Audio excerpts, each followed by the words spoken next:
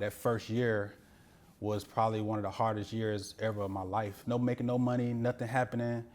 Man, like I was about to quit. I said, man, I got to quit. It's just not working. 9 months in, I got a call from a lady. She told me that her husband, unfortunately, he was dying of cancer. And they had two properties that they need to liquidate for medical bills. And she said, I actually got your letter 6 months ago, but I held on to it because I knew I was going to eventually sell my property. And I was just calling to see were you still in the business. And I knew that wasn't nothing but God, because I was like, man, what made this lady keep my postcard for 6 months, held on to it, and called me 6 months later. And I said, yeah, I'm still in the business. And I ain't closed not one deal yet.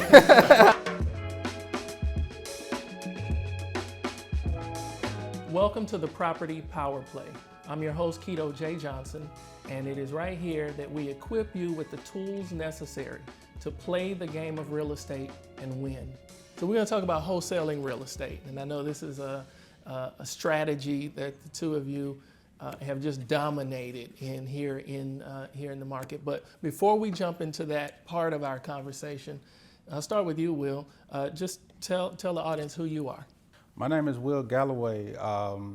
Been a real estate investor now. This year actually makes 10 years I've been in the real estate business. I'm a husband, I'm a man of God, and I love this business of wholesaling. I also have a large rental portfolio, so I wholesale, I rent properties out. I'm real passionate about affordable housing, so most of my houses are Section 8, and I also do fix and flips, just a little bit of everything, but I'm just grateful to be here to have this conversation today. And what about you, Tim? Yeah, my name's Tim Harvey. I'm just thankful to be here. Man of God, husband, father, been in the business it's been about 21 years now. I've just had an opportunity to do some of everything in real estate, from fixing and flipping to lending, to wholesaling, you name it. I've pretty much been able to do it in residential real estate. So let's define wholesaling. What is wholesaling real estate? It's one of the strategies we use to get rid of properties early. You put a property under contract with the seller that needs to sell, and on the other side you have another buyer that needs to buy, and you're the person that's in the middle. You're the sandwich. So you're the thing in the middle that's actually conducting that transaction. In essence, you're acquiring a property, you're talking to a motivated seller, right. You're getting a property under contract at some sort of a discount, right? When you're looking for motivated sellers, there are a number of different signs of motivation. One of the primary signs of motivation is perfectly depicted right here in this particular house. You notice that the windows are boarded up. The assumption here is that nobody lives here, right? So this house is boarded up, nobody lives here. There could be a motivated seller on the other side, right? So now that we've found this boarded up property, a wholesaler has got to take the steps necessary to determine who owns it, to reach out to that individual to discover whether or not they're interested in selling. So if I got a property under contract for 100 grand, I'm looking for somebody to pay me 110. I'm just the middle guy. I make the $10,000 and then I sell it to the ultimate investor, right? That might fix it and flip it, or renovate it and rent it out. Right. Will, you've always inspired me with your story about when you started looking for it, when you first got involved and you'd look for that motivated seller, and for months you were after it, after the deal, and you almost gave up. Yeah. Right? Can you talk about that and the components that led to your first deal? I actually got into real estate back in 2007, and I was just like everybody else watching that show, Flip This House, thinking that it looked easy like we saw it on TV. Mm-hmm. And I got into it, and actually I made tons of mistakes. But at the time I thought, growing up, when you think about real estate, you think, oh, I need this money, oh, I need to get a loan. And I didn't know nothing about none of these other strategies. I was able to get that property sold right before the 2008 recession happened. I took that money, I got into the nightclub business. That business, went under in about 2 years. And then from there, I didn't really have no employment. I was just trying to find my way. I was trying to figure things out.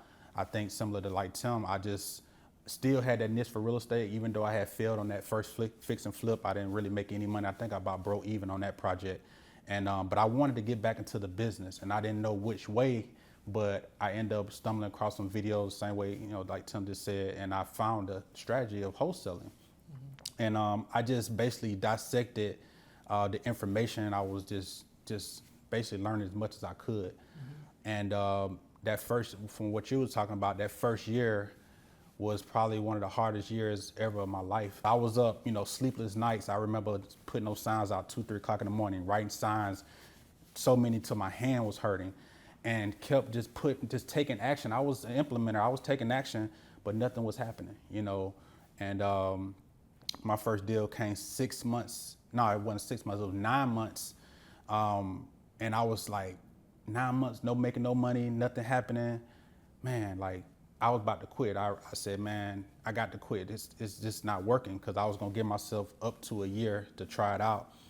9 months in, I got a call from a lady. She told me that her husband, unfortunately, he was dying of cancer. And they had 2 properties that they needed to liquidate for medical bills. And she said, I actually got your letter 6 months ago, but I held on to it because I knew I was going to eventually sell my property. And I was just calling to see, were you still in the business? And I knew that wasn't nothing but God, because I was like, man, what made this lady keep my postcard for 6 months, held on to it, and called me 6 months later?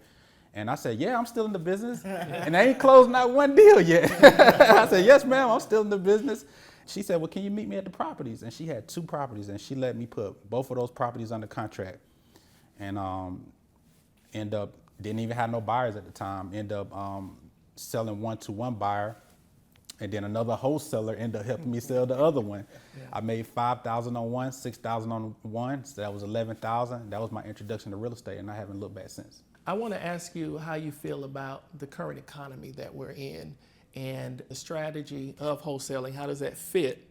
And then is the field of wholesaling saturated because there's such a low barrier of entry into it? I think it's a great time.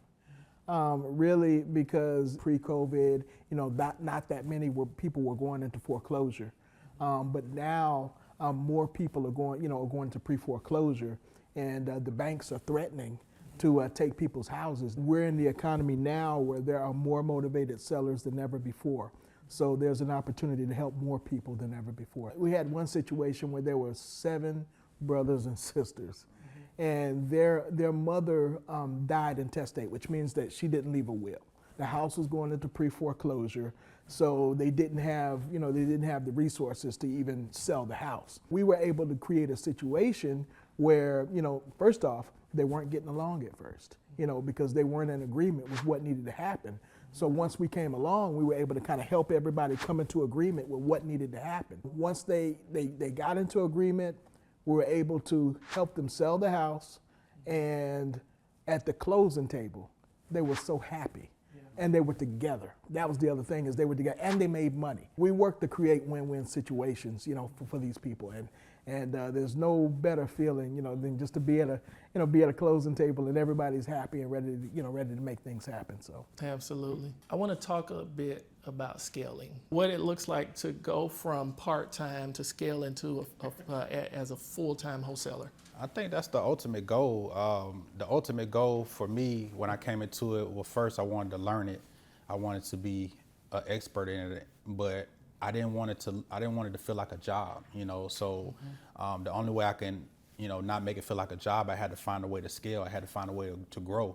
Yeah. And the only way you can grow in any business is you got to bring on, staff, employees, other people. When me and Tim, we created our meetup back in 2015. And when we started collaborating with more people and we started doing deals with more people, when me and him was doing more deals together and doing deals with you, just the community just coming together doing more business, it just inspired expansion. It was just the next thing that made sense. When you first get started, the thought process is, okay, I've got to do this. I've got to find the seller. I've got to find the buyer. I've got to, define the attorneys. I've got to use the attorneys. I've got to go take pictures, et cetera. As you begin to, go into your career, you begin to realize that, hey, I can't do all this stuff, and it's counterproductive to me in being able to grow. So what a team looks like is those things that I just named. You get somebody to help you do each one of those aspects. Of course, after you master it yourself. I want to encourage, like anybody that's out there and you're thinking about growing a team, make sure that you master that one particular aspect first before you add that task to somebody else, because they're relying on you. They're relying on you to help them, with whatever they're doing for the week, their weekly subsistence. They're relying on you for that. I want to talk a bit about faith. If we're going to create and work to create win-win-win situations where we're not taking advantage of people, right. We're all working together so that the ultimate solution is one that serves everybody, right. Then, at least for me personally, my faith is a foundation for approaching business like that. How has faith played a role in your wholesaling business? Faith is just, it's the, my faith in God is the beginning of everything I do. From every fiber of my being, I want people to know what I represent from a standpoint of my faith. Being an entrepreneur is it takes faith. You know what I'm saying? It really takes faith. Mm-hmm. And that's the thing that helps me have the confidence. When we started off with Wholesalers Are Us, a lot of people knew that we would pray. We would pray with them, like before a meetup or, after a meetup, they'd come in with a situation, and, it was a blessing just to know that people thought of us in that manner. Yeah, how about you, role of faith?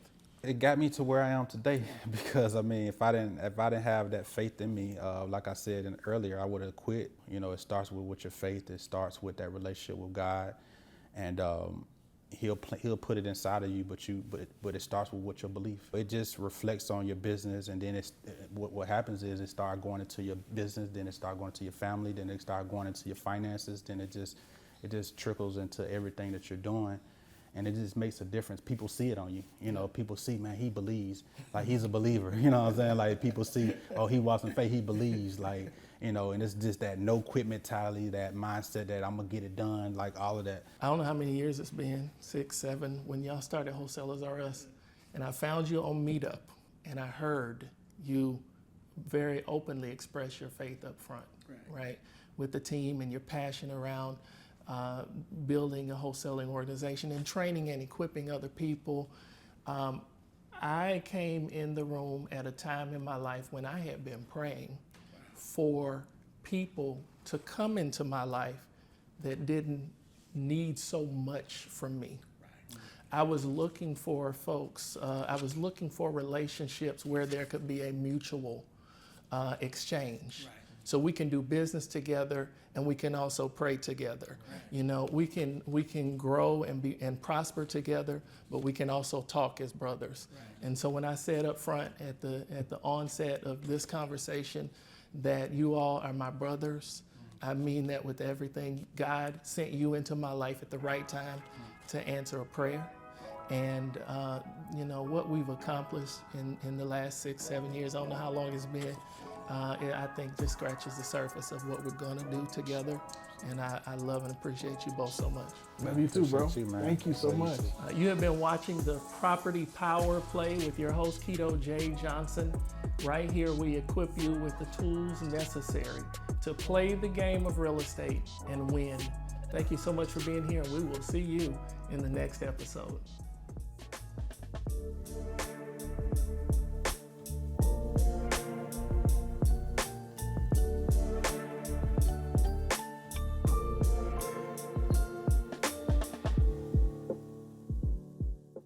The Convo, the 2-time 2023 Telly Award-winning network, and your home for conversations around Black wealth, available on all platforms.